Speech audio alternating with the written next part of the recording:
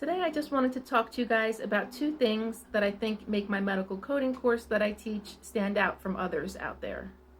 The first one is my course includes live instruction. We meet once a week through Zoom for 90 minutes.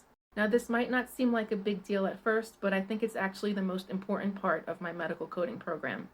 In the beginning of the course, I go over the coding guidelines with you guys, and I make sure everyone understands everything, because understanding the guidelines is the basis for being a good coder. Then as the class moves on, we do practice coding questions together. I walk you guys through how to find the answers using the books, and everyone benefits from working with an instructor and just having a teacher to walk you through things. It also gives you the chance to ask questions in real time.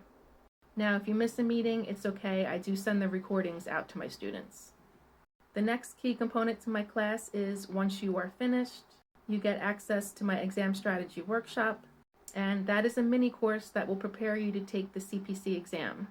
That's a self-paced course that goes over the process of elimination to get the correct answers, and it also includes over 200 practice coding questions. So my next course starts in January. You can find more information on my website.